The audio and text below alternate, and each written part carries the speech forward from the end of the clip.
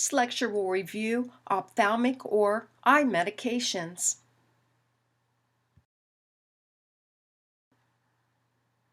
So let's review a little anatomy. We have the conjunctiva, which is thin tissue that covers the sclera. The sclera is a hard protective layering on the outer eye, or the white of the eye. The iris is the colored part of the eye that adjusts light. The pupil is the black opening in the iris that lets light in. The aqueous humor is watery fluid between the cornea and the lens, and the cornea is the outermost layer of the eye, which transmits light. So here's more anatomy of the eye. We have the lens, which is behind the pupil. It focuses light. Vitreous humor is thick fluid behind the lens and the posterior chamber. The retina is tissue at the back of the eye that acts like film to make an image. The rods and cones, the rods give us black and white vision and work with low light, and the cones work with color vision. Then we have the optic nerve, which connects the eye to the brain and carries the impulse. Doctors use a tonometer to measure the pressure in the eye. As healthcare professionals, we need to encourage our older patients to see an ophthalmologist annually, because if pressure builds in the eye, it's usually because the aqueous humor is not flowing out of the eye correctly. And with increased intraocular pressure, that can damage the optic nerve and lead to blindness.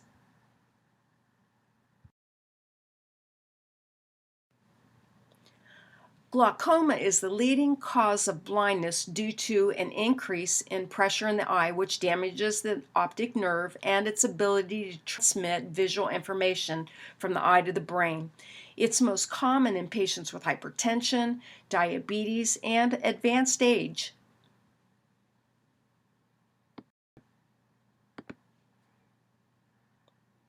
Primary open-angle glaucoma is the most common type of glaucoma. With open angle, the Schlemm canal, which is the drainage tube for the aqueous humor, gets blocked and pressure builds up. There usually aren't any symptoms, but if not treated, it can cause loss of vision.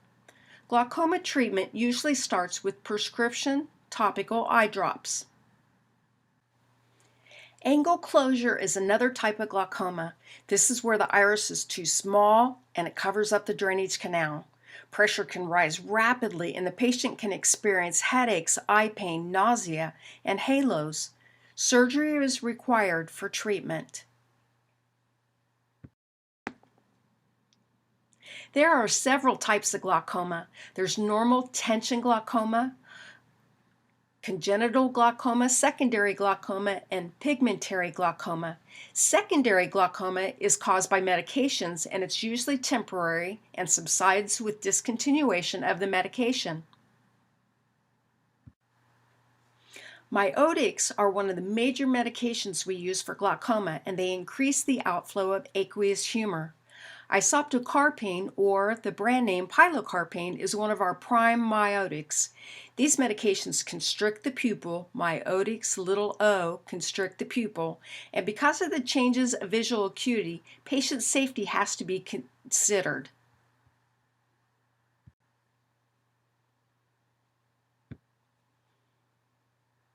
Okay, next we have prostaglandins. Does this sound familiar? We talked about how the body makes prostaglandins in response to painful stimulus, and it activates the inflammatory response. Well, there are many types of prostaglandins. The prostaglandins used for glaucoma, they dilate the meshwork of the anterior chamber in the Schlemm canal, and it decreases the pressure. An important side effect to note is that these medications can change the eye color. Note that they all end in P-R-O-S-T. Several other types of medication that can decrease the intraocular pressure by reducing the flow of aqueous humor. Think of A, B, C, D. We have alpha blockers. These are your nadines, and they decrease pressure, facilitate drainage, and they can have a mild effect on the heart. Beta blockers decrease production of the aqueous humor and are generally safe, but they can be absorbed systemically and cause hypotension. These are our OLOLs, and we'll sure talk about these over the cardiovascular system medications. These are an antihypertensive. So we need to make sure, though, when we give these eye drops, that we apply gentle pressure in the inner eye to occlude that tear duct and prevent systemic circulation of these eye drops. Carbonic and hydronase inhibitors also decrease production of interocular fluid. The osmotic diuretics are frequently used in surgery and rapidly bring down the amount of aqueous humor.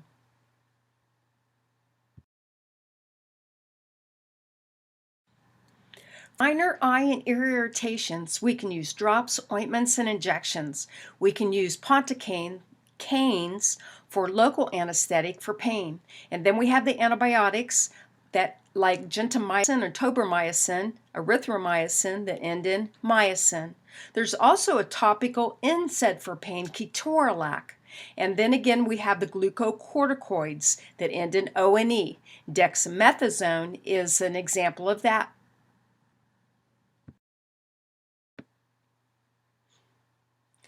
Pink eye is also called conjunctivitis, and it can be viral or bacterial. It can cause redness and swelling of conjunctiva, the mucous membrane that lines the eyelid and the eye surface. Gentamicin antibiotic ointment is a common treatment. Make sure, though, that you wash your hands vigorously with these patients because pink eye is very contagious. A stye is a bacterial infection of the eyelid. This can be treated with topical or oral antibiotics such as doxycycline. Here are some other eye medications. These medications we use for eye exams. The Mydriatics are used to dilate the eye for eye examinations, and staining agents are used to diagnose corneal defects or to find foreign objects. Remember that Mydriatics have a D for dilate the pupil, and our miotics, little o, they constrict the pupil.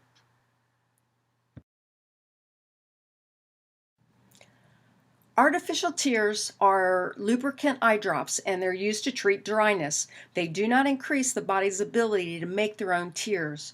Restasis is an immunomodulator, and these medications work by increasing tear production. Immunomodulators work by altering the immune system. They augment or reduce the ability of the immune system to produce antibodies or sensitize cells that recognize and react with an antigen that initiates their production. Other immunomodulators that we have talked about through our study of pharmacology include the corticosteroids and cytotoxic agents, which are used for chemotherapy. It's important that these medications, they can cause ocular burning, itching, and stinging, and they may take up to 6 months to see their maximum effect.